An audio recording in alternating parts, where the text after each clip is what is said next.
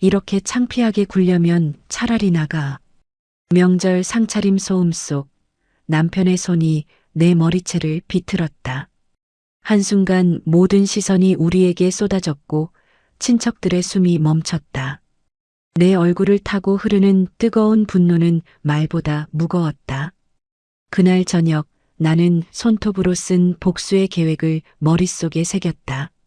누구도 예상하지 못할 방식으로 그 집안을 무너뜨릴 것이다. 오늘의 사연 시작합니다. 구독해 주시면 채널 운용하는데 큰 도움이 됩니다. 추석 당일 오후 2시 최민수의 집 거실에는 온 가족이 모여 있었습니다. 정숙은 앞치마를 벗으며 소파 끝자리에 살짝 앉았습니다. 35년간 변함없는 풍경이었습니다. 어머니 고생 많으셨어요. 며느리 영희가 인사했지만 손은 리모컨을 잡고 눈은 텔레비전에 고정돼 있었습니다. 괜찮다. 이제 다들 앉아서 쉬어라. 정숙이 웃으며 말했습니다. 민수가 맥주캔을 따며 인상을 찌푸렸습니다. 정수가 이 잔치국수 뭐 이렇게 짜? 소금을 얼마나 퍼넣은 거야? 아, 미안해. 내가 다시 끓여올게. 정숙이 자리에서 일어나려 하자 민수가 손을 획 내저었습니다. 됐어. 이미 다 먹었는데 뭘 또 끓여. 앉아있기나 해. 큰아들 준호가 눈치를 보며 급히 말했습니다. 아버지, 괜찮습니다. 국수 맛있었어요. 저는 아주 잘 먹었습니다. 하지만 민수의 얼굴은 이미 굳어 있었습니다. 퇴직 후 하루 종일 집에만 있다 보니 사소한 말에도 신경이 곤두서 있었습니다. 맛있긴 뭐가 맛있어. 너희 어머니는 요리도 못해. 35년을 같이 살았는데 아직도 감이 없어, 감이. 정숙의 얼굴이 붉어졌습니다. 하지만 꾹 참았습니다. 명절이니까, 자식들 앞이니까. 늘 그래왔던 것처럼. 막내딸 수진이 나섰습니다. 아빠, 그건 너무하신 거예요. 엄마 혼자 차례상 다 준비하셨잖아요. 새벽부터 재래시장 갔다 오시느라 허리도 펴지 못하셨는데. 입 닫아. 네가 뭘 안다고 그래. 집에서 놀고 먹는 게 얼마나 편한 줄 알아? 너도 결혼해봐라. 그때 가서 알겠지. 민수의 목소리가 점점 커졌습니다. 거실의 공기가 싸늘하게 식어갔습니다. 준호가 분위기를 바꾸려 애썼습니다. 아버지, 오늘 날씨 참 좋네요. 나중에 산책이라도 같이. 시끄러워. 민수가 소리쳤습니다. 너희들은 전부 어머니 편이냐? 내가 뭐 그렇게 잘못했어? 정숙이 작게 조심스레 말했습니다. 여보, 아이들 앞에서 이러지 말고. 그 순간 민수가 벌떡 일어나더니 정숙의 머리채를 거칠게 움켜잡았습니다.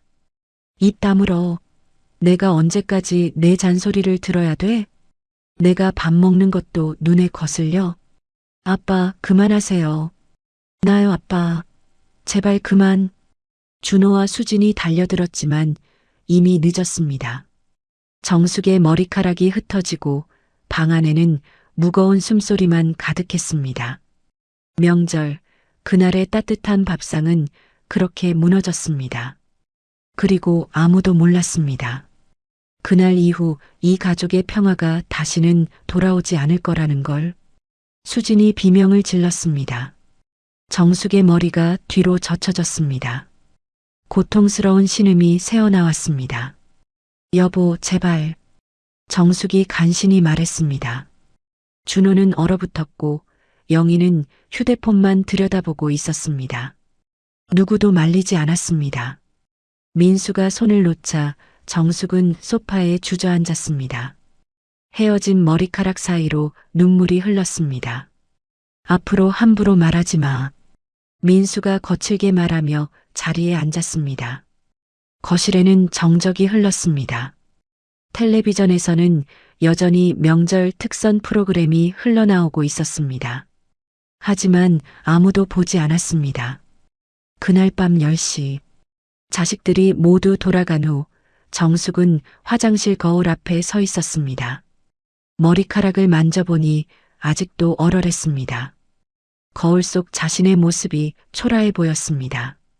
이제 그만해야겠구나. 정숙이 혼잣말을 했습니다. 침실로 돌아가니 민수는 이미 잠자리에 누워 있었습니다. 아무 일 없었다는 듯 코를 골고 있었습니다. 정숙은 옷장을 열고 가장 안쪽에 숨겨둔 작은 수첩을 꺼냈습니다. 35년 동안 조금씩 모은 돈의 기록이 적혀 있었습니다. 생활비에서 조금씩 아껴서 용돈으로 받은 돈을 모아서 때로는 친정어머니가 주신 용돈까지 수첩을 펼쳐보니 마지막 페이지에 적힌 숫자가 눈에 들어왔습니다. 4,200만 원. 적은 돈은 아니었지만 새 인생을 시작하기에는 부족했습니다. 그래도 포기할 수는 없었습니다. 정숙은 휴대폰을 꺼내 인터넷을 검색했습니다. 이혼 상담, 가정폭력, 중년 이혼. 손가락이 떨렸지만 계속 검색했습니다. 새벽 2시까지 여러 사이트를 돌아다녔습니다. 비슷한 처지의 여성들이 올린 글들을 읽으며 자신이 혼자가 아니라는 것을 깨달았습니다. 나도 할 수 있을까? 정숙이 생각했습니다. 다음 날 아침 민수는 아무 일 없었다는 듯 아침 식사를 요구했습니다. 정숙아, 밥 안 줄 거야? 정숙은 조용히 일어나서 아침을 차렸습니다. 하지만 이전과 다른 점이 있었습니다. 더 이상 미안해하지 않았다는 것이었습니다. 오늘 큰아들 집에 갔다 올게. 정숙이 말했습니다. 왜? 어제 봤잖아. 할 얘기가 있어서. 민수는 신경 쓰지 않는다는 듯 고개를 끄덕였습니다. 어차피 정숙이 어디 가든 상관없었습니다. 돌아올 곳은 정해져 있으니까. 하지만 민수는 몰랐습니다. 정숙이 이미 돌이킬 수 없는 결심을 했다는 것을. 오후 1시 정숙은 큰아들 준호의 집 앞에 서 있었습니다. 손에는 작은 가방 하나만 들고 있었습니다. 가방 안에는 그동안 모은 통장과 준비해온 몇 가지 증거 자료들이 들어 있었습니다. 인터폰을 누르기 전 정숙은 깊게 숨을 들이켰습니다. 35년 만에 처음으로 자신을 위한 선택을 하려고 했습니다. 준호야, 엄마야. 들어가도 될까? 엄마, 왜 오셨어요? 할 얘기가 있어. 문이 열렸습니다. 준호와 영희가 놀란 표정으로 정숙을 맞았습니다. 어머니, 무슨 일이세요? 영희가 물었습니다. 정숙은 거실 소파에 앉으며 차분히 말했습니다. 나 아버지랑 이혼할 거야. 뭐라고요? 준호의 목소리가 커졌습니다. 어제 일, 너희도 다 봤잖니. 나 이제 더 이상 못 참겠어. 영희가 코웃음을 쳤습니다. 어머니, 나이가 몇 살인데 이혼이요? 말이 됩니까? 하지만 정숙의 눈빛은 확고했습니다. 35년 만에 처음으로 자신의 의지로 내린 결정이었습니다. 나이는 숫자일 뿐이야. 나도 행복하게 살 권리가 있어. 정숙의 목소리에는 흔들림이 없었습니다. 준호의 집 거실은 무거운 침묵에 휩싸였습니다. 정숙의 이혼 선언에 준호와 영희는 말문이 막혀 있었습니다. 엄마, 진정하세요. 준호가 먼저 입을 열었습니다. 어제 일은 아버지도 스트레스 때문에 그러신 거예요. 퇴직하시고 집에만 계시니까. 스트레스? 정숙의 목소리가 떨렸습니다. 35년 동안 얼마나 많은 스트레스를 받았는지 너희는 모를 거야. 영희가 찬물을 끼얹었습니다. 어머니, 현실적으로 생각해 보세요. 이 나이에 혼자 살 수 있어요? 경제력도 없으시면서. 경제력이 없다고? 정숙이 가방에서 통장을 꺼냈습니다. 이것 좀 봐. 영희의 눈이 커졌습니다. 이게 뭐예요? 내가 35년 동안 모은 돈이야. 4,200만 원. 정숙의 목소리에는 자신감이 묻어났습니다. 준호가 황급히 말했습니다. 엄마, 그 돈으로 뭘 하시려고요? 월세 내고 생활비 쓰면 금방 떨어져요. 그건 내가 알아서 할 일이야. 영희가 계산기를 두드리며 말했습니다. 어머니, 월 200만 원씩 쓴다고 해도 2년도 안 돼요. 그 다음엔 어쩔 건데요? 정숙은 잠시 말이 없었습니다. 사실 그 부분이 가장 걱정이었습니다. 하지만 물러설 수는 없었습니다. 일을 찾을 거야. 청소든 뭐든. 60대가 넘어서 무슨 일을요? 영희가 비웃었습니다. 어머니, 현실 감각이 없으시네요. 준호가 어머니의 손을 잡았습니다. 엄마, 수진이한테도 얘기하셨어요? 아직은 아니야. 너희부터 말하려고. 수진이는 더 반대할 거예요. 준호가 고개를 저었습니다. 결혼도 안 했는데 부모님이 이혼하면 얼마나 충격받겠어요. 그때 현관벨이 울렸습니다. 민수였습니다. 준호야, 아버지다. 어머니 거기 계시냐? 준호와 영희가 당황스러운 눈빛을 교환했습니다. 정숙은 자리에서 일어났습니다. 들여보내라. 어차피 얘기해야 할 일이야. 문이 열리자 민수가 험상궂은 얼굴로 들어왔습니다. 정수가 집에 안 들어오고 여기서 뭐 하는 거야? 당신한테 할 말이 있어. 민수가 소파에 털썩 앉았습니다. 무슨 소리야? 정숙이 똑바로 남편을 바라보며 말했습니다. 나 당신이랑 이혼할 거야. 민수의 얼굴이 순식간에 일그러졌습니다. 뭐라고? 이혼? 35년 동안 참았어. 이제 그만하고 싶어. 민수가 비웃었습니다. 아, 정말 웃기네. 네가 뭘로 살아?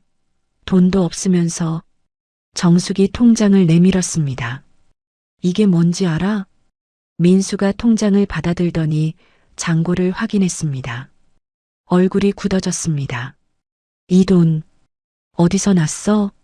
내가 35년 동안 모은 거야. 생활비 아껴가면서. 뭐? 민수의 목소리가 높아졌습니다. 내 돈을 훔쳐서 몰래 모았다고? 훔친 게 아니야. 내가 절약해서 모은 거야. 민수가 벌떡 일어났습니다. 이 통장 다 가져와. 내 이름으로 바꿔야겠어. 싫어. 내 돈이야. 내가 번 돈으로 모은 거잖아. 민수가 소리를 질렀습니다. 준호가 말렸습니다. 아버지, 진정하세요. 여기 아파트인데. 닥쳐. 이 집안에서 누가 가장이야? 민수가 준호를 노려봤습니다. 영희가 속삭이듯 말했습니다. 어머니, 아버지 말씀이 맞아요. 법적으로는 부부 공동 재산이니까. 정숙의 얼굴이 하얘졌습니다. 그럼 내가 모은 돈도 안 된다는 거야? 당연하지. 민수가 팔짱을 끼며 말했습니다. 그리고 너 나이가 몇인데 이혼 타령이야? 창피한 줄 알아라. 창피한 건 당신이야. 어제 자식들 앞에서 내 머리채 잡은 게 창피한 거지. 그건 네가 말을 안 들어서 그런 거고. 민수가 변명했습니다. 말을 안 들어서? 정숙이 소리를 높였습니다. 35년 동안 당신 눈치만 보면서 살았는데 그게 아내의 도리지. 남편을 내조하는 게 도리? 정숙이 울먹거렸습니다. 맞으면서 사는 게 도리야? 침묵이 흘렀습니다. 준호는 아버지의 폭력을 알고 있었지만 모른 척 해왔습니다. 영희도 이미 알고 있었지만 관심 없었습니다. 민수가 목소리를 낮췄습니다. 정수가 그만 집에 가자. 이런 소리 하지 말고. 싫어. 난 이제 그런 삶 안 살아. 그럼 어떻게 살 건데? 혼자서?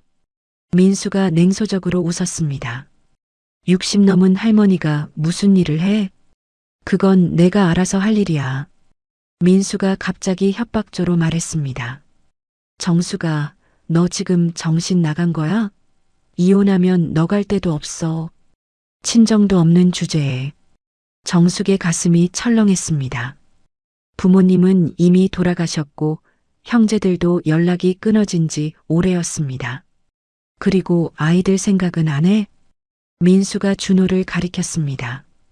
부모가 이혼하면 얼마나 창피하겠어?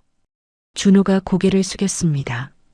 엄마, 저희를 생각해서라도 정숙은 온 세상이 자신을 등진 것 같았습니다. 하지만 포기할 수는 없었습니다.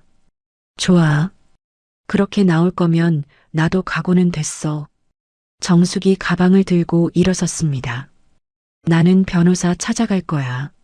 민수가 코웃음 쳤습니다. 변호사? 변호사비는 어디서 나와?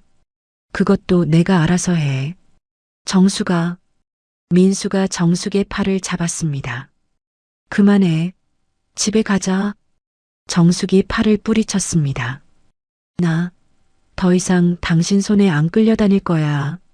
이 여자가 정말. 민수가 다시 손을 들려고 하자 준호가 말렸습니다. 아버지, 여기서는 안 돼요. 정숙이 현관으로 향했습니다. 나 혼자 살아볼게. 35년 동안 당신 밑에서 살았으니 이제는 내 인생 살아볼 권리가 있어. 어디 가려고? 민수가 소리쳤습니다. 모텔이든 어디든 가서 살아볼게. 문이 쾅 닫혔습니다. 거실에 남은 세 사람은 말이 없었습니다. 민수가 주먹을 불끈 쥐며 중얼거렸습니다. 저 여자가 정말 어디 한번 해보자는 거야. 3일 후 정숙은 동네 모텔에서 나와 근처 법무법인을 찾아갔습니다. 며칠간 인터넷으로 검색한 끝에 찾은 곳이었습니다. 하지만 상담료만 30만 원이라는 말에 발걸음을 돌렸습니다. 카페에 앉아 커피를 마시며 고민에 빠져 있을 때였습니다. 혹시 정숙 씨 아니세요? 정숙이 고개를 돌리자 낯익은 얼굴의 남자가 서 있었습니다. 한참을 쳐다보다가 깨달았습니다. 상철이? 박상철이었습니다. 30년 전 정숙의 첫사랑이자 집안 반대로 헤어진 남자였습니다. 이제는 머리가 반백이 되었지만 여전히 온화한 인상이었습니다. 맞네요. 정말 오랜만이에요. 상철이 미소를 지으며 앞자리에 앉았습니다. 동창회 때부터 연락하고 싶었는데. 동창회? 정숙이 당황했습니다. 언제 동창회가 있었어?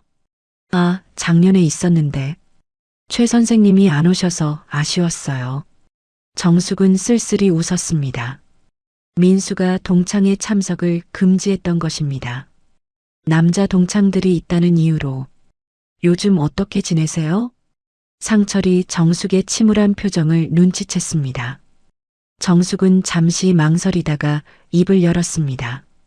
사실 요즘 힘든 일이 있어서. 무슨 일인데요? 정숙이 지난 며칠간의 일을 차근차근 얘기했습니다. 상철은 묵묵히 들어주었습니다. 그래서 지금 모텔에 있어요. 변호사도 찾아봤는데 비용이 너무 비싸서. 상철의 얼굴이 어두워졌습니다. 35년 동안 그런 일을. 괜찮아요. 이제 끝낸 일이니까.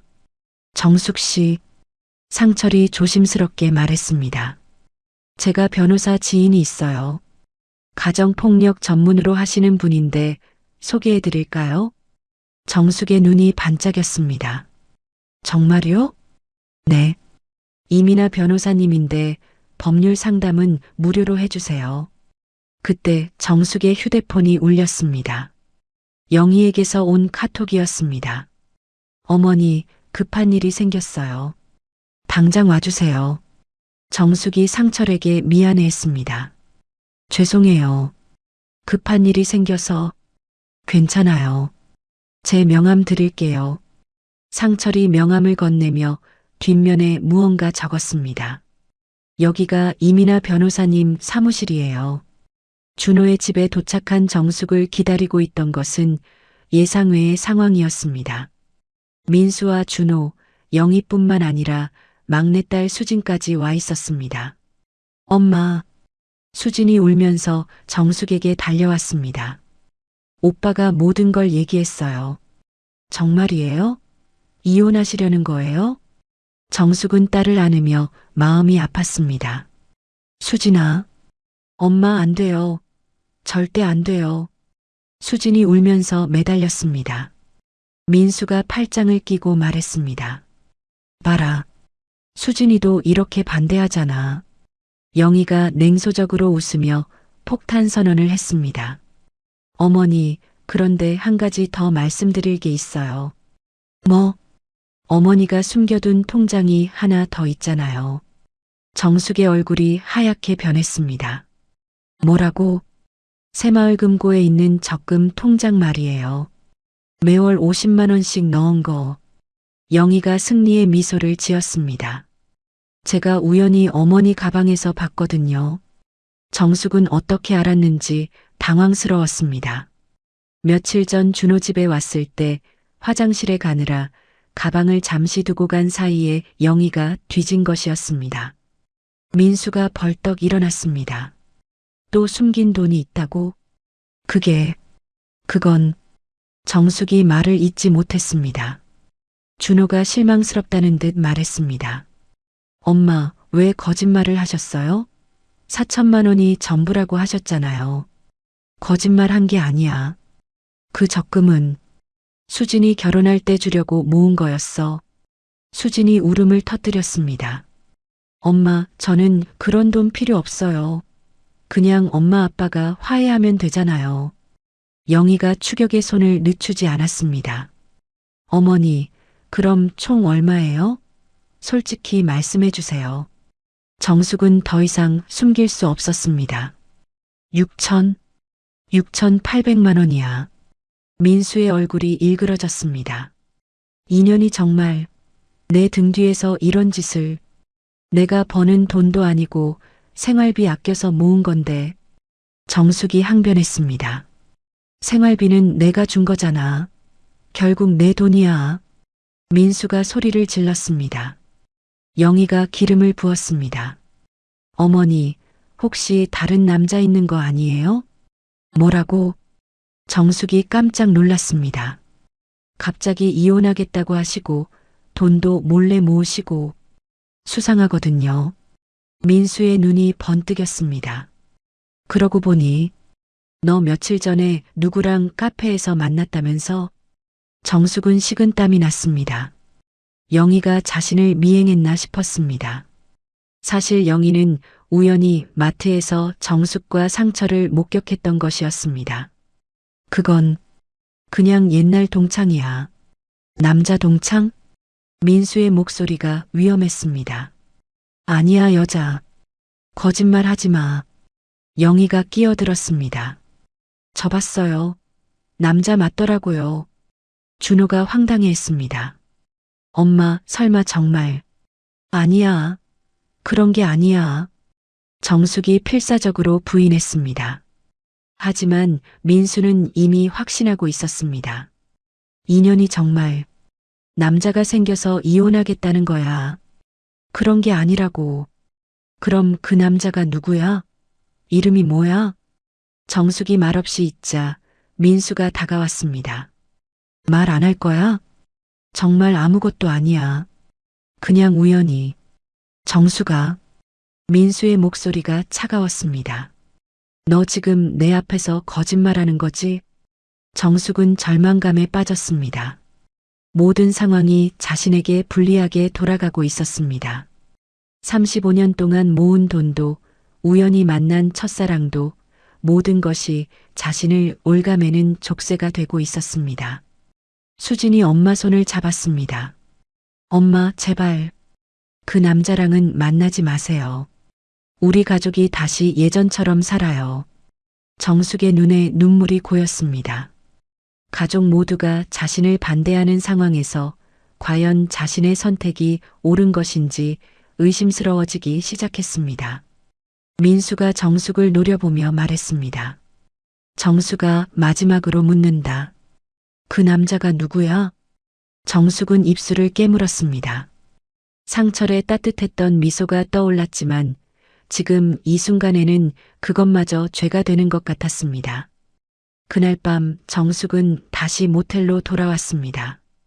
가족들의 비난과 의심 어린 시선을 견딜 수 없었습니다. 침대에 누워 천장을 바라보며 눈물을 흘렸습니다. 내가 잘못한 걸까? 정숙은 자신을 의심하기 시작했습니다. 모든 사람이 자신을 이상하게 본다면 정말 자신이 이상한 건 아닐까? 휴대폰이 울렸습니다. 상철에게서 온 문자였습니다. 오늘 많이 힘드셨죠? 이민아 변호사님과 약속 잡아드렸어요. 내일 오후 2시에 시간 괜찮으시면 연락 주세요.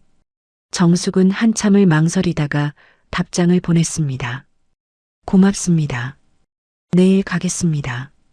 다음 날 오후 정숙은 이민아 변호사 사무실을 찾았습니다. 40대 중반으로 보이는 이민아는 따뜻한 미소로 정숙을 맞았습니다. 최정숙 씨죠? 상철 씨에게서 많은 얘기를 들었어요. 앉으세요. 정숙이 조심스럽게 앉자 이민아가 차를 따라주며 말했습니다. 편하게 말씀해 주세요. 여기서 하신 말씀은 모두 비밀이 보장되니까 걱정하지 마세요. 정숙이 지난 35년의 이야기를 털어놓았습니다. 첫 폭력부터 최근 일까지 숨겨왔던 상처들을 모두. 이민아가 메모를 하며 고개를 끄덕였습니다. 정말 오랫동안 고생하셨네요. 변호사님, 제가 너무 이기적인 걸까요? 나이도 이렇게 많은데 이혼을 한다는 게. 이민아가 정숙의 손을 잡았습니다. 정숙 씨, 나이는 숫자일 뿐이에요. 60세든 70세든 행복할 권리는 모든 사람에게 있어요. 하지만 가족들은 모두 반대해요. 특히 제 딸은. 가족들의 반대가 있는 건 당연해요. 현상 유지를 원하는 거죠. 하지만 정숙 씨가 35년 동안 견뎌온 고통은 그들이 모르잖아요. 정숙의 눈에서 눈물이 흘렸습니다. 오랜만에 자신을 이해해주는 사람을 만난 것 같았습니다. 이민아가 계속 말했습니다. 그리고 상철 씨 이야기도 들었는데 괜찮은 분 같더라고요. 아, 그분은 정말 아무것도 아니에요. 그냥 우연히. 정숙 씨, 이민아가 미소를 지었습니다. 새로운 사랑을 부끄러워하지 마세요. 당신도 사랑받을 자격이 있어요. 정숙은 가슴 한편이 따뜻해짐을 느꼈습니다. 상담을 마치고 나오는 정숙을 상철이 기다리고 있었습니다. 어떠셨어요?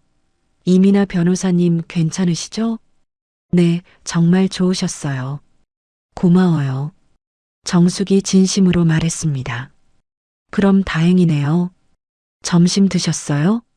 정숙은 고개를 저었습니다. 며칠째 제대로 된 식사를 하지 못하고 있었습니다. 그럼 같이 식사라도 할까요? 근처에 조용한 한식당이 있어요. 한식당에서 마주 앉은 두 사람. 상철이 정숙이 좋아했던 갈비찜을 주문했습니다. 이거 정숙 씨가 좋아하던 거 맞죠? 고등학교 때 기억나요. 정숙이 놀라며 웃었습니다. 정말 기억해요? 물론이죠. 30년이 지나도 잊을 수 없는 걸요. 잠시 침묵이 흘렀습니다. 상철이 조심스럽게 입을 열었습니다. 정숙 씨, 죄송한데 개인적인 질문 하나만 해도 될까요? 네. 30년 전에 우리가 헤어진 후에 후회한 적 없으세요? 정숙의 가슴이 뛰었습니다. 그런 생각하면 안 되죠. 이미 지난 일이고 저는 후회했어요. 상철이 솔직하게 말했습니다. 집안 반대에 굴복해서 정숙 씨를 포기한 것. 상철 씨, 제 아내가 5년 전에 암으로 세상을 떠났어요. 임종을 지키면서 생각했어요. 진짜 사랑했던 사람은 정숙 씨였다고. 정숙의 눈에 눈물이 맺혔습니다. 그런 말씀하시면 미안해요. 너무 갑작스럽게 말씀드렸나요? 상철이 당황했습니다. 아니에요. 사실 저도 가끔 생각했어요. 만약 그때 당신과 결혼했다면 어땠을까 하고. 두 사람은 서로를 바라보며 미소를 지었습니다. 30년의 시간이 무색할 정도로 자연스러웠습니다. 정숙 씨, 이번 일이 잘 해결되면 저희 다시 시작해 볼까요? 정숙은 가슴이 두근거렸습니다. 하지만 현실이 걱정되었습니다. 하지만 아직 이혼도 안 했는데 기다릴게요. 얼마든지. 그때 정숙의 휴대폰이 울렸습니다. 수진에게서 온 전화였습니다. 엄마, 지금 어디 있어요? 밖에. 볼 일이 있어서. 혹시 그 남자랑 또 만난 거예요? 정숙이 당황했습니다. 왜 그런 말을? 엄마, 제발 그 사람이랑은 만나지 마세요. 아빠가 알면 큰일 나요. 수진아, 그게 아니야. 엄마가 바람 피우는 여자라고 소문나면 어떡해요? 저희는 어떻게 살라고요? 전화가 끊어졌습니다. 정숙의 얼굴이 어두워졌습니다. 상철이 걱정스럽게 물었습니다. 무슨 일이에요? 딸이. 우리 만나는 걸 반대해요. 그럴 수밖에 없죠. 아직은 모든 게 급작스러우니까. 정숙이 고개를 저었습니다. 미안해요. 저 때문에 상철 씨만 힘들게 하는 것 같아요. 그런 말씀하지 마세요. 제가 정숙 씨 곁에 있고 싶어서 하는 일이에요. 상철이 정숙의 손을 살짝 잡았습니다. 저는 30년을 기다렸어요. 조금 더 기다려도 괜찮아요. 정숙은 처음으로 마음이 평온해짐을 느꼈습니다. 온 세상이 자신을 등져도 이 사람만은 자신 편이라는 것이 든든했습니다. 고마워요. 정말로. 천만에요. 이제 혼자가 아니에요. 저도 있고 이민아 변호사님도 계시고. 정숙이 고개를 끄덕였습니다. 35년 만에 처음으로 누군가가 자신을 보호해주고 있다는 느낌을 받았습니다. 이민아 변호사님이 그러는데 재산 분할이나 위자료 청구 가능성이 높대요. 정말요? 네. 35년간의 가정폭력 증거만 잘 준비하면 된다고 하시더라고요. 정숙의 눈에 희망이 보였습니다. 절망 속에서 만난 운명적인 인연이 자신에게 새로운 활력을 주고 있었습니다. 상철이 정숙을 바라보며 말했습니다. 정숙 씨, 이제 시작이에요. 우리의 진짜 인생이. 정숙은 30년 전 그 소년의 모습이 여전히 상철의 눈 속에 살아있다는 것을 느꼈습니다. 그리고 자신도 다시 사랑할 수 있다는 용기를 얻었습니다. 3개월 후 법원에서의 첫 조정 기일이 있었습니다. 정숙은 이민아 변호사와 함께 법정에 앉아 있었습니다. 맞은편에는 민수와 그의 변호사가 자리하고 있었습니다. 조정위원이 서류를 정리하며 말했습니다. 이혼 사유는 가정폭력과 성격 차이라고 되어 있는데 먼저 재산 분할부터 논의해 보겠습니다. 민수의 변호사가 입을 열었습니다. 신청인이 주장하는 재산 분할은 과도합니다. 피신청인이 35년간 혼자 가정 경제를 책임져 왔고 이민아가 반박했습니다. 35년간 내조한 것만으로도 충분한 기여도입니다. 더구나 신청인은 가정폭력으로 정신적 피해를 받았습니다. 조정위원이 정숙에게 물었습니다. 증거 자료가 있으신가요? 정숙이 가방에서 두툼한 파일을 꺼냈습니다. 여기 있습니다. 파일 안에는 35년간의 상처들이 고스란히 담겨 있었습니다. 병원 진료 기록, 멍 자국 사진들, 그리고 몰래 녹음한 민수의 폭언들. 조정위원이 자료를 검토하더니 민수를 쳐다봤습니다. 이 정도면 상당한 가정폭력이네요. 민수가 변명했습니다. 그건 부부싸움 과정에서 벌어진 일이고. 부부싸움? 이민아가 목소리를 높였습니다. 35년간 지속된 체계적인 가정폭력을 부부싸움이라고 하십니까? 민수의 변호사가 당황해했습니다. 아, 그게. 조정위원이 정리했습니다. 재산 분할은 5대5로 하되 위자료는 2천만 원으로 합의하는 게 어떨까요? 민수가 벌떡 일어났습니다. 위자료까지 줘야 한다고요? 35년간의 가정폭력에 대한 정신적 피해 배상입니다. 조정위원이 단호하게 말했습니다. 민수는 어쩔 수 없이 동의했습니다. 집값의 절반인 1억 2천만 원과 위자료 2천만 원, 그리고 정숙이 모은 돈까지 합치면 2억 원이 넘는 큰 돈이었습니다. 법정을 나서는 정숙의 발걸음이 가벼웠습니다. 이민아가 옆에서 축하했습니다. 정말 수고하셨어요. 좋은 결과네요. 변호사님 덕분입니다. 정숙이 고개를 숙였습니다. 법원 밖에서 상철이 기다리고 있었습니다. 손에는 꽃다발을 들고 있었습니다. 축하해요. 상철이 꽃다발을 건넸습니다. 정숙이 꽃다발을 받으며 눈물을 흘렸습니다. 드디어 끝났네요. 이제 새 출발이에요. 상철이 정숙의 손을 잡았습니다. 한 달 후 정숙은 새로운 원룸에서 새 생활을 시작했습니다. 작지만 깔끔한 공간에서 혼자만의 시간을 만끽했습니다. 오후 3시 상철이 정숙을 데리러 왔습니다. 오늘은 어디 가요? 정숙이 물었습니다. 특별한 곳이에요. 가보시면 알아요. 상철의 차를 타고 도착한 곳은 한강공원이었습니다. 정숙이 젊은 시절 좋아하던 장소였습니다. 여기 기억나세요? 상철이 물었습니다. 물론이죠. 고등학교 때 자주 왔던 곳이잖아요. 두 사람은 벤치에 앉아 한강을 바라봤습니다. 가을 햇살이 따뜻했습니다. 정숙 씨, 그때 이야기해도 될까요? 상철이 조심스럽게 물었습니다. 무슨 이야기요? 여기서 제가 고백했던 날 말이에요. 정숙이 웃었습니다. 아, 그때 너무 부끄러워서 도망쳤었죠. 그리고 다음 날 편지를 주셨었죠. 저도 좋다고. 맞아요. 그런데 부모님이 반대하셔서. 상철이 정숙의 손을 잡았습니다. 30년이 늦었지만 다시 한번 고백해도 될까요? 정숙의 가슴이 두근거렸습니다. 최정숙 씨, 저와 함께 해주시겠어요? 남은 인생을. 정숙의 눈에서 눈물이 흘렀습니다. 하지만 이번에는 행복한 눈물이었습니다. 네, 좋아요. 상철이 가방에서 작은 상자를 꺼냈습니다.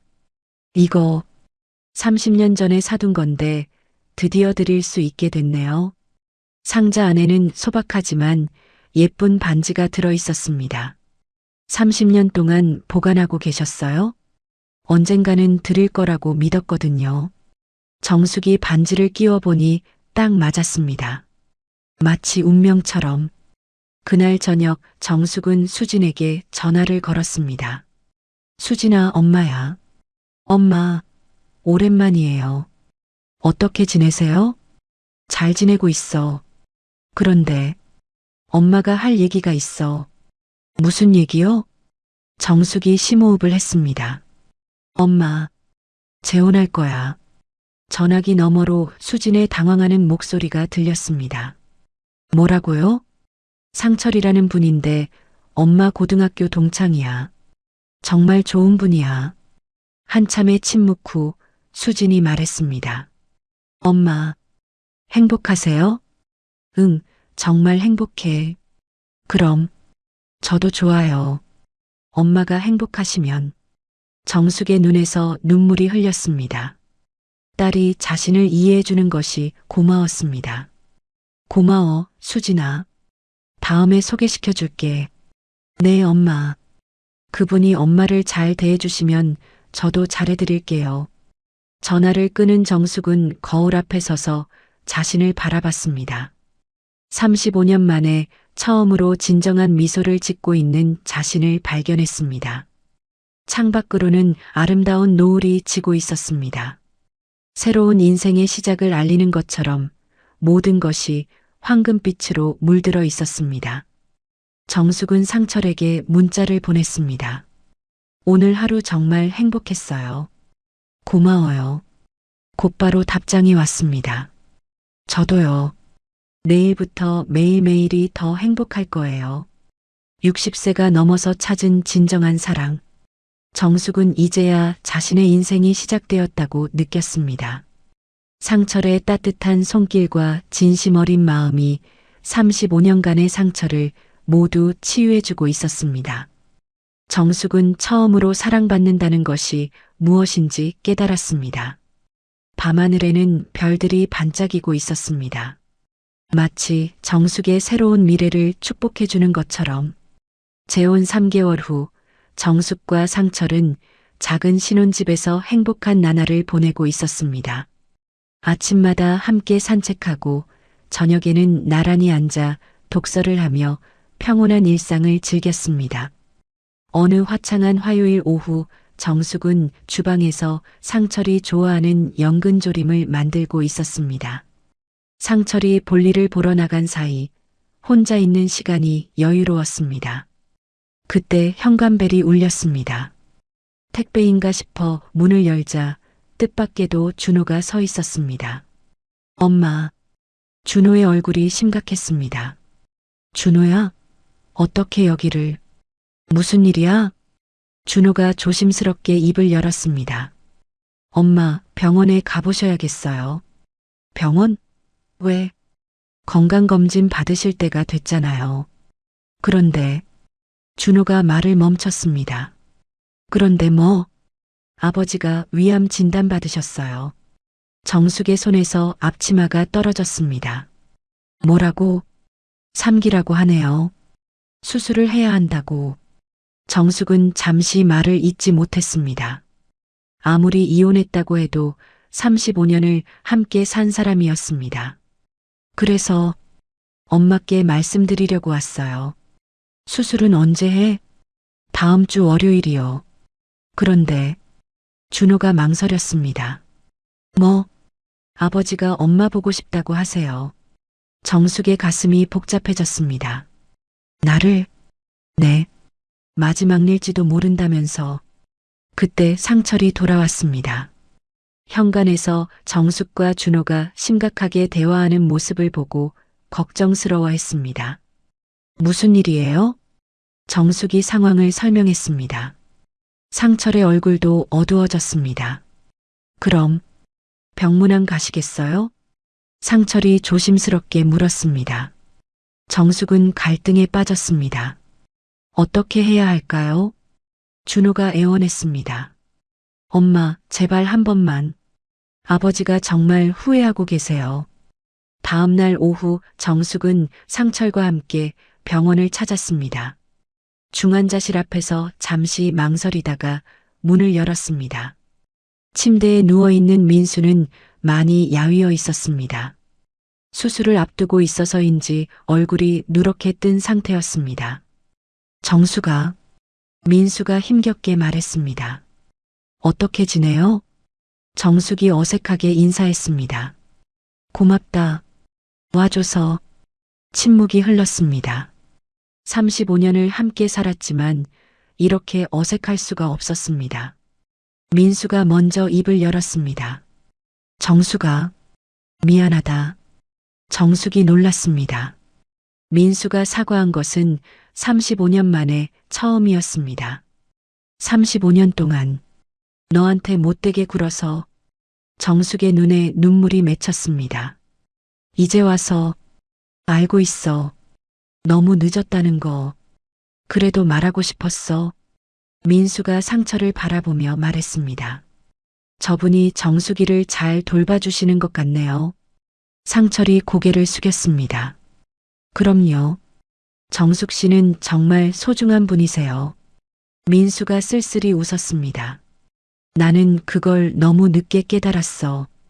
그때 수진이 들어왔습니다. 엄마, 오셨네요. 수진아. 수진이 아버지 곁에 앉으며 정숙에게 말했습니다. 엄마, 아버지가 요즘 많이 달라지셨어요. 정말 후회하고 계세요. 정숙은 복잡한 마음이었습니다.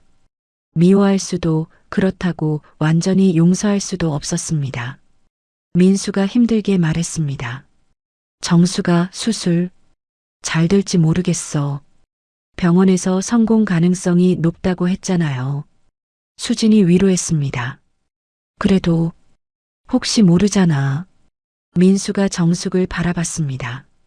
만약에 내가 죽게 되면 그런 소리 하지 마요. 정숙이 말렸습니다. 들어줘. 만약에 그렇게 되면 너 원망하지 마라. 다 내가 못난 거니까.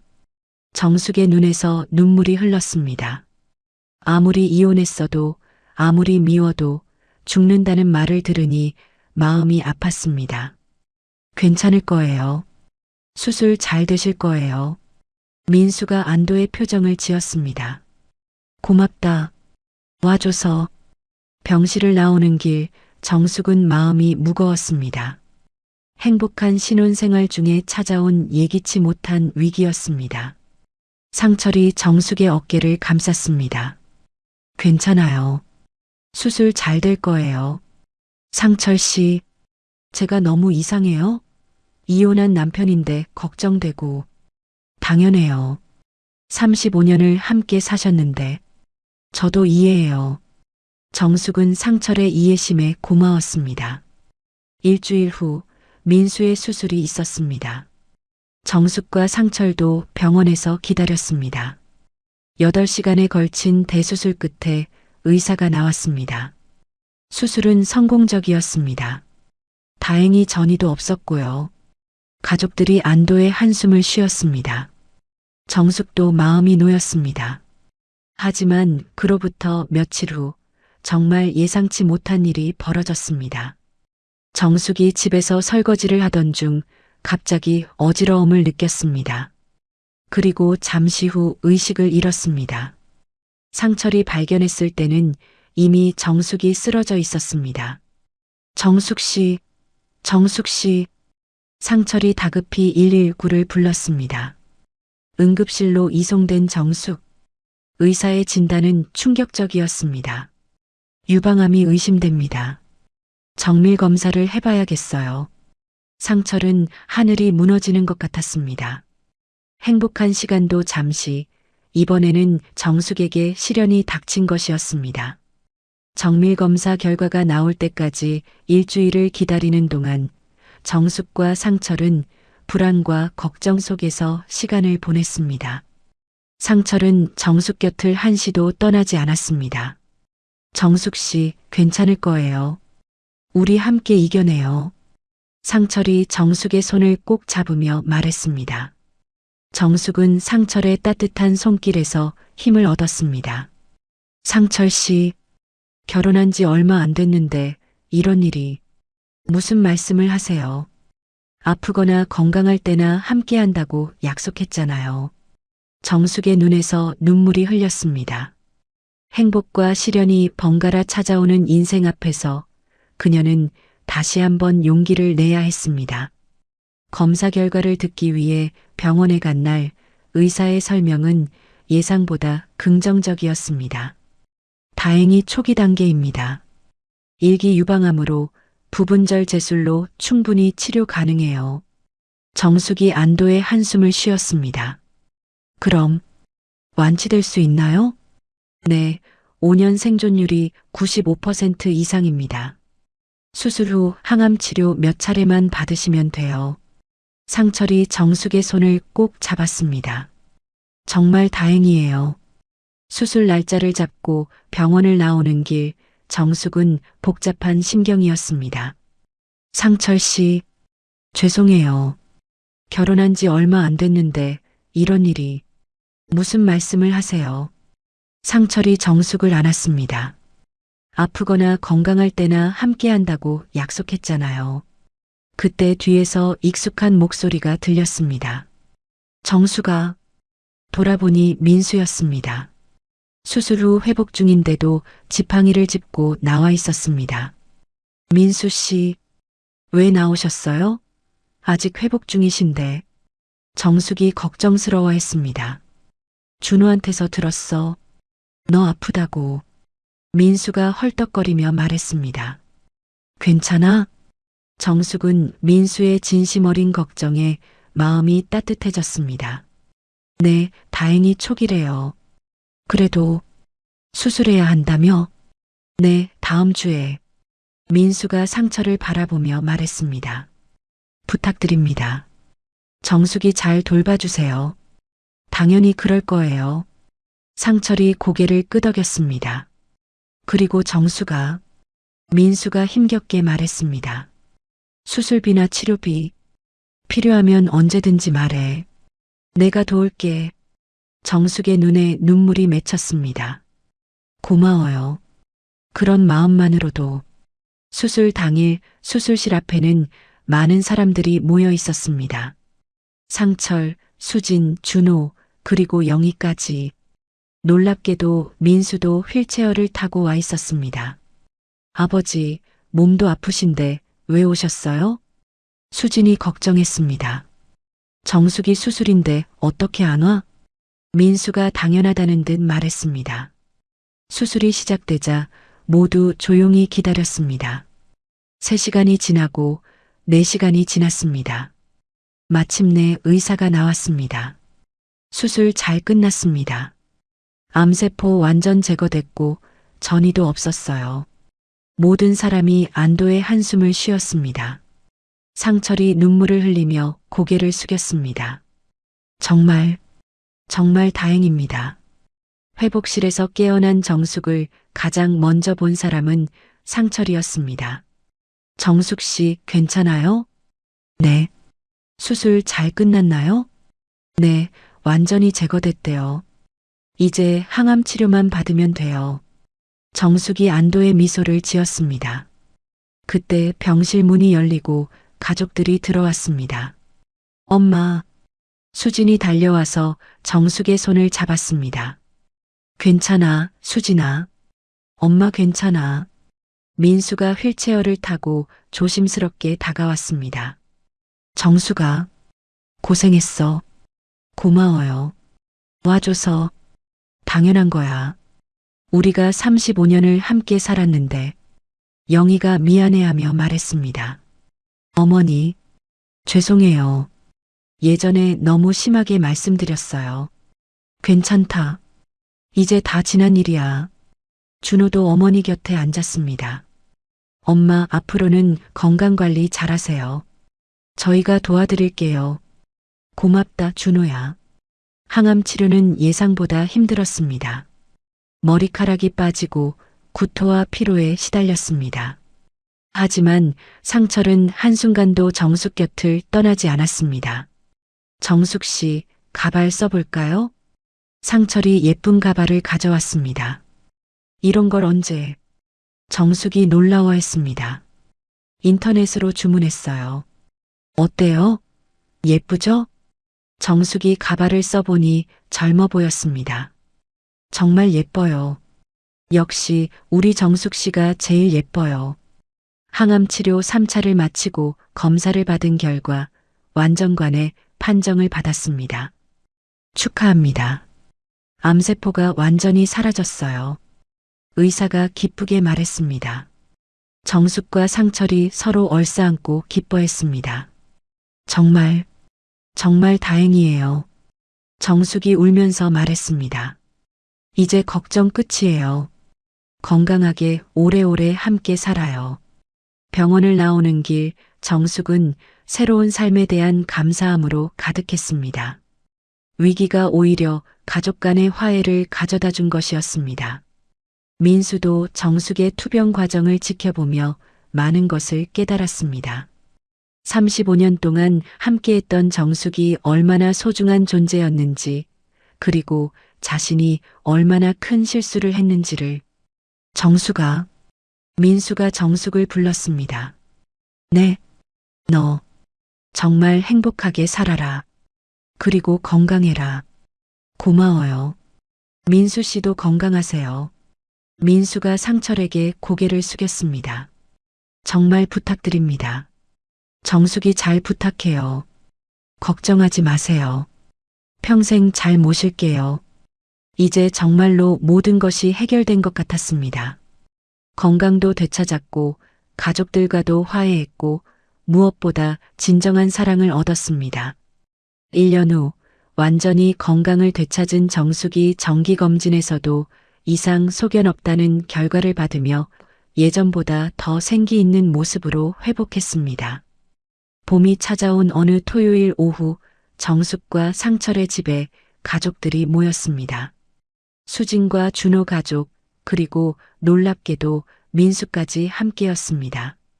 어머니, 이거 제가 만든 건데 드셔보세요. 영희가 정성스럽게 만든 나물을 내놓았습니다. 고맙다, 영희야. 정말 맛있겠다. 예전의 영희와는 완전히 달라진 모습이었습니다. 정숙의 투병 과정을 지켜보며 진심으로 반성했고, 이제는 정말 가족처럼 정숙을 대했습니다. 준호가 와인을 따르며 말했습니다. 엄마, 오늘이 상철 아버지랑 결혼한 지 정확히 1년이에요. 맞네. 벌써 1년이나 됐구나. 정숙이 감회에 젖어 말했습니다. 수진이 상철에게 말했습니다. 아버지, 정말 고마워요. 엄마를 이렇게 잘 돌봐주셔서. 당연한 일이야, 수진아. 나도 정숙이 있어서 행복해. 민수가 조용히 말했습니다. 상철 씨, 정말 고맙습니다. 제가 못해준 걸 다 해주셔서 과분한 말씀입니다. 상철이 겸손하게 답했습니다. 아니에요. 정숙이가 이렇게 웃는 얼굴로 사는 걸 보니 마음이 놓여요. 정숙이 민수를 바라보며 말했습니다. 민수 씨도 건강 많이 좋아지셨네요. 응, 이제는 정말 괜찮아. 너 덕분에. 제 덕분에요? 너를 보면서 깨달았어. 건강이 얼마나 소중한지, 가족이 얼마나 소중한지. 민수는 암 투병과 정숙의 투병 과정을 지켜보며 완전히 변화한 사람이 되어 있었습니다. 상철이 일어서서 말했습니다. 모두 모인 김에 제가 발표할 게 하나 있어요. 무슨 발표요? 수진이 궁금해했습니다. 정숙이와 제가 앞으로 봉사활동을 하려고 해요. 정숙은 상철의 손을 잡으며 미소를 지었습니다. 이제 정말로 새로운 인생이 시작되려 하고 있었습니다. 봉사활동요? 가정폭력 피해 여성들을 돕는 상담소에서 자원봉사를 하려고 해. 내 경험이 다른 사람들에게 도움이 될 것 같아서. 정숙이 이어서 설명했습니다. 준호가 놀라워했습니다. 엄마가요? 응. 나도 35년 동안 고생했으니까 비슷한 처지의 여성들을 도와주고 싶어. 민수가 고개를 끄덕였습니다. 좋은 일이야. 정숙이라면 정말 잘할 거야. 그리고 상철이 다시 말했습니다. 저희가 작은 카페도 열려고 해요. 새로운 시작이라는 이름으로. 카페요? 영희가 관심을 보였습니다. 네. 상담소 근처에 말이에요. 상담받으러 오는 분들이 편하게 쉴 수 있는 공간으로. 정숙이 미소 지었습니다. 60 넘어서 새로운 도전이야. 설레어. 6개월 후 새로운 시작 카페가 문을 열었습니다. 아담하지만 따뜻한 분위기의 카페였습니다. 정숙과 상철이 함께 운영하는 이 카페는 곧 동네 명소가 되었습니다. 정숙은 주 3회 가정폭력 피해 상담소에서 봉사활동을 했습니다. 자신의 경험을 바탕으로 다른 여성들에게 용기와 희망을 전해주었습니다. 선생님, 저도 정말 이혼할 수 있을까요? 40대 여성이 정숙에게 물었습니다. 물론이에요. 나도 60이 넘어서 했는걸요. 정숙이 따뜻하게 답했습니다. 나이는 숫자일 뿐이에요. 행복할 권리는 모든 사람에게 있어요. 하지만 경제적으로 그것도 해결 방법이 있어요. 나처럼 조금씩 모으셔도 되고 정부 지원도 있고요. 정숙의 상담을 받고 새 삶을 시작한 여성들이 하나둘 늘어났습니다. 그들이 카페를 찾아와 근황을 전할 때면 정숙은 뿌듯함을 느꼈습니다. 어느 날 저녁 카페 정리를 마치고 집으로 가는 길에 상철이 말했습니다. 정숙 씨, 요즘 정말 생생해 보여요. 그래요? 네. 다른 사람들 도우면서 더 행복해하는 것 같아요. 맞아요. 내 아픔이 헛되지 않았구나 싶어서요. 집에 도착하니 수진이 기다리고 있었습니다. 손에는 작은 상자를 들고 있었습니다. 엄마, 좋은 소식 있어요. 무슨 소식? 제가 결혼해요. 수진이 환하게 웃었습니다. 정말? 누구랑? 회사 선배예요. 정말 좋은 분이에요. 정숙이 딸을 꼭 안았습니다. 축하해, 수진아. 그런데 엄마, 부탁이 하나 있어요. 뭐? 웨딩드레스 고를 때 같이 가주세요. 엄마랑 함께 고르고 싶어요. 정숙의 눈에 눈물이 맺혔습니다. 당연히 가야지. 그날 밤 상철과 함께 한강을 산책하며 정숙은 감회에 젖었습니다. 상철 씨, 2년 전에 이런 날이 올 거라고 생각했어요? 솔직히 말하면 꿈도 못 꿨어요. 정숙 씨를 다시 만날 거라는 것도 저도요. 35년 동안 참고만 살았는데 이렇게 행복해질 줄. 앞으로도 계속 행복할 거예요. 우리 정숙이 상철의 팔짱을 끼웠습니다. 네, 그럴 거예요. 한강에는 아름다운 밤경이 펼쳐져 있었습니다. 두 사람의 그림자가 나란히 걸어가고 있었습니다. 3년 후 수진의 결혼식 날, 정숙은 우아한 드레스를 입고 딸의 결혼식에 참석했습니다. 신부 어머니로서 당당하고 행복한 모습이었습니다. 엄마, 정말 예뻐요. 수진이 어머니를 안았습니다. 우리 수진이가 더 예뻐. 결혼식장에는 모든 가족이 모여 있었습니다. 준호 가족, 민수, 그리고 상철까지 모두가 수진의 새 출발을 축하해 주었습니다. 신랑 신부가 절을 올릴 때 정숙은 가슴 벅찬 감정을 느꼈습니다. 자신의 결정이 결국 가족 모두에게 행복을 가져다 준 것이었습니다. 피로연에서 정숙이 인사말을 했습니다. 안녕하세요. 신부 어머니 정숙입니다. 오늘 이렇게 기쁜 자리에 함께 해주셔서 감사합니다. 정숙의 목소리는 자신감과 행복으로 가득했습니다. 3년 전만 해도 저는 새로운 시작이 불가능하다고 생각했습니다. 나이가 들어서는 변화가 어렵다고 생각했죠. 하지만 용기를 내니까 새로운 인생이 시작되었습니다. 박수가 터져 나왔습니다. 나이는 정말 숫자일 뿐입니다. 60세든 70세든 행복할 권리와 새로 시작할 용기는 모든 사람에게 있습니다. 정숙의 말에 많은 사람들이 감동했습니다.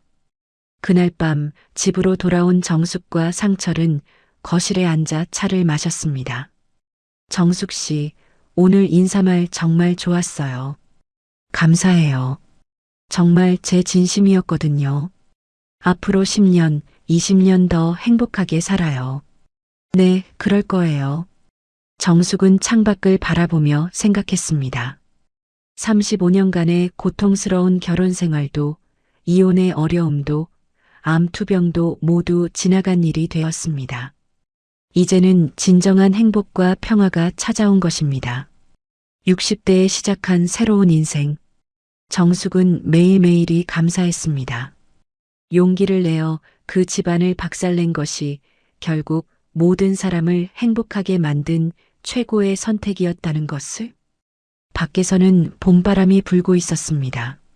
새로운 계절의 시작처럼 정숙의 인생도 여전히 아름답게 흘러가고 있었습니다. 상철이 정숙의 손을 잡으며 말했습니다.